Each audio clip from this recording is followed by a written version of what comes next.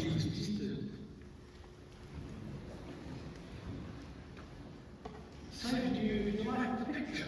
Let's see what we see. We see a fig tree, and under the fig tree is Nathaniel, and there is Philip busy calling him and saying, come on, get up, come and meet Jesus. And there in the background we see Jesus dressed in white, of course, what else? And the other two figures are probably Andrew and Peter, but they're not really identified by the marks. But quite a nice illustration for what we are talking about today.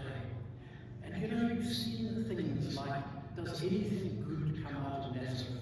Well, now you know where that reading comes from.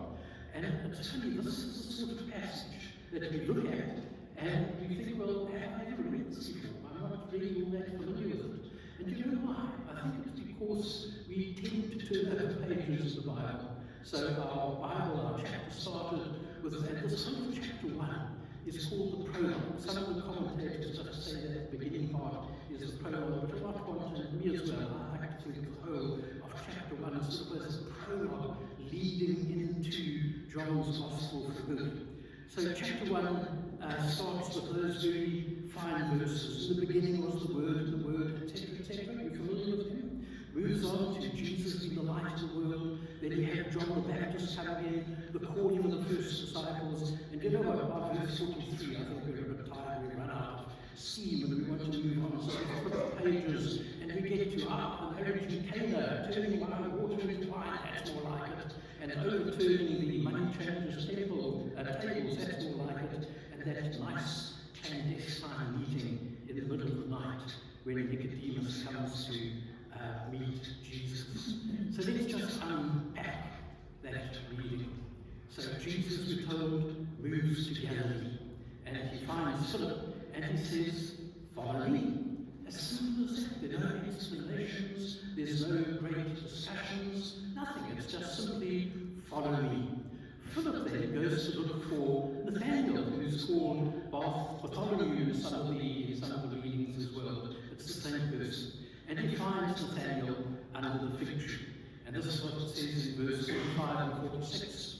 We have found him about whom Moses and the law, and also the prophets wrote, Jesus, son of Joseph from Nazareth.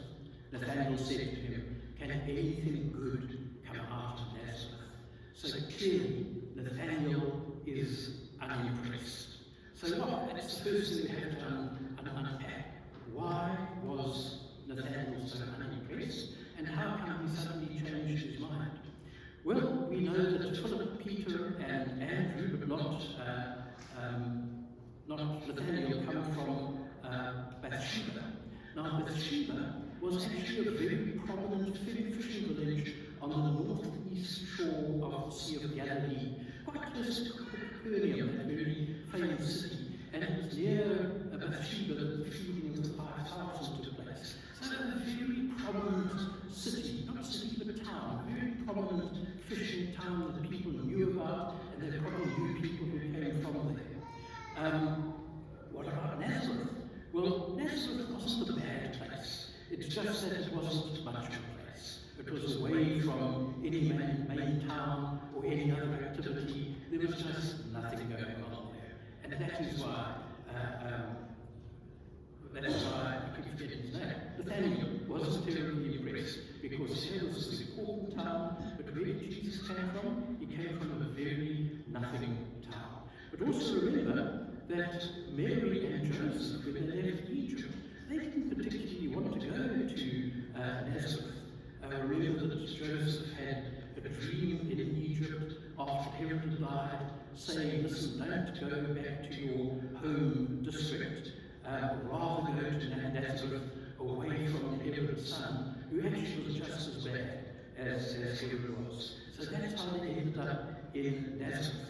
Where they originally wanted to go to Judea was quite a bit further south from that, so quite far away from really their sort of hometown, I suppose you call it. So Nathanael is not impressed, but listen to what Philip says. He simply says, come and see. Now, we've had two statements. We've had follow me, and now we have simply come and see. And those words, if you read back a couple of verses, were used by Jesus as well. to the disciples when they questioned him. And he says to the disciples, come and see. So come and see. And there's actually a lesson in there for us, isn't it? Nathaniel does respond to Philip, and he gets up and he goes to see Jesus. But he was already unimpressed. And I suppose he could very easily have said, nah, I'm fine under the tree, thank you. Well, what do the young people say today? They say, I'm good. And he would have just sat under the tree and waited. And then he would have missed out on a whole different life and his whole calling.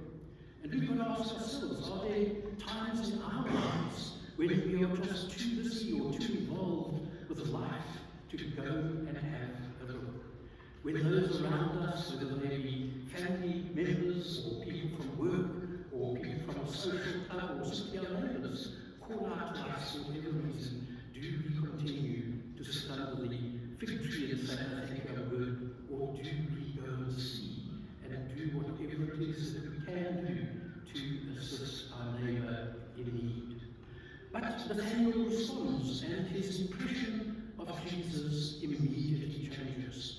Verse 47, here, Jesus said, is an Israelite in whom there is no deceit. No deceit meaning no dishonesty, no deception, no cheating, no treachery. It's quite a compliment to pay to somebody. Here is an Israelite who has no deception. Nathanael then asked him, where did you come to know him? Jesus answered, I saw you under the fig tree before Philip called you. Now, they saw that, or Nathanael would have seen that as a supernatural thing. How could Jesus have recognized him under that fig tree, not knowing who he was, not knowing that Philip was going to go and call him, not knowing what he looked like? How come Jesus was able to recognize him sitting under that tree? So straight away he would have seen, well, there's some godly interaction taking place there. And Nathanael replies, Rabbi, you are the Son of God. You are the King of Israel.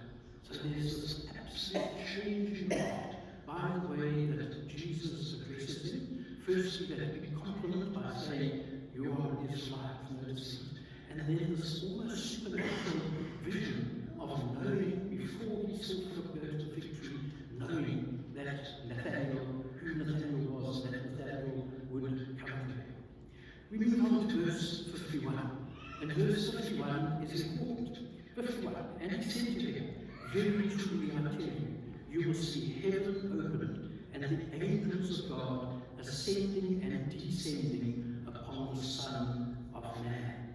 So we've had Son of God, and now we have Son of Man. And this is the first time that John uses that term in this gospel, Son of Man. But he goes on to use 13 times in his gospel, and the other gospel writers and synoptics, they use it many, many times as well. So, Son of Man. And that refers back to Daniel chapter 7, a reference to a heavenly figure who is given authority, honor, and sovereignty over all the nations of the world. And they would recognize that. You know, you and I, that sort of passes over our head. But remember, people down there didn't have Netflix. They didn't have television, they didn't have Lego. Their whole world was centered around the temple. Their whole world was centered around the scriptures and around the writings. So they were very, very well versed in what those writings were, simply because that was all they had. That was what was told in life. The stories around the fire, around the family table, were stories of the Israelite people, how they came to be. They're descending out of Israel to Babylon, places like that. They would have been very well versed. So when Jesus says that, he would have seen that as this reference to this heavenly figure. So here we've had the Son of Man, the Son of God. Now we have the Son of Man. And listen again to those words. It's a heavenly figure, who's given authority, honor, and sovereignty over all the nations of the world. So not just Israel, but all the nations of the world. So by saying, I am the Son of Man, Jesus is confirming to them that he is the Messiah, the Son of God. Now, that's interesting. I like what it said in a more modern translation, the New Living Translation. It says, the Son of Man, the man who is the stairway between heaven and earth. This man is the stairway between heaven and earth. Another translation says that the gap between heaven and earth is closed or is brought nearer because of the Son of Man. And of course, when we say the stairway between heaven and earth, what does that remind us of? That reminds us of Jacob's ladder, doesn't it? So, there as well we see the difference between the synoptics and between John. The synoptic gospels, as you know, they are only interested in the story. They tell the story. John wasn't interested in retelling the story. John wanted to explain why. He wanted to get into the theology. So here we have, straight away, in chapter 1, in the prologue, Jesus is already recognized as the Son of God, and now as the Son of Man. In the synoptics, it's actually about halfway through the gospel. Remember Peter, Jesus asks them and says, who do people say that I am? And they say in Matthew's gospel, some say you are Elijah, some say you're a prophet, some say this. And Jesus asks Peter, who do you say I am? And Peter says, you are the Son of the living God. Remember that? But that only happens halfway through the gospel, in all three of the synoptics. That's how long we have to wait. John is not interested in waiting that long. John wants to put it in our faces straight away. So here we have the prologue right at the beginning, straight in our faces. Listen, this is the Messiah. Just understand that from word one. This is the Messiah. Understand that he was with God in the beginning. He was there. He's always been there. He's always existed. He's come to earth for a purpose. This is the Son of Man. This is the Son of God. Right up in our faces. No nonsense. Now, let's just wrap up by having a look at I've forgotten his name again. What's the prophet? Nathaniel. At him. In fact, there's so much about him. He's mentioned in the synoptics just as one of the disciples, and apart from this reading, actually there's very little about him at all. So we don't know much about him. The Armenian church, Armenia, which is sort of in Western Asia, claim him as the founder and the martyr. However, tradition says that he preached in India and his death seems to have taken place there. And we know all the disciples died. It was only John who lived to a ripe old age. All the others were martyred and often in a very horrible way. And they said that Nathaniel was flayed alive with knives, and he was cut up and cut into pieces and stabbed with knives to lots of us. So let's just look at those two phrases that we had earlier. Follow me, come and see. So Jesus says to the disciples, to Philip, follow me, and we know he said that to other disciples. Philip says to Nathaniel, come and see. And those are also messages for us.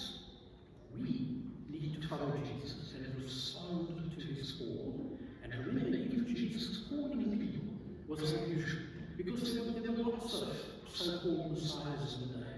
There were lots of preachers and people that all had their own followers, but it was tradition that you went and chose the person you were going to be a disciple to. For Jesus to come and say, I am choosing you, is very unusual. So that's also a message for us. We are chosen. Come and follow me. Be his disciples. And Philip saying, come and see, is that invitation to explore. Come and see. Come and have a look. Come and see what you think. So remember those two things. That follow me and come and see. And that's something for us to think about this week.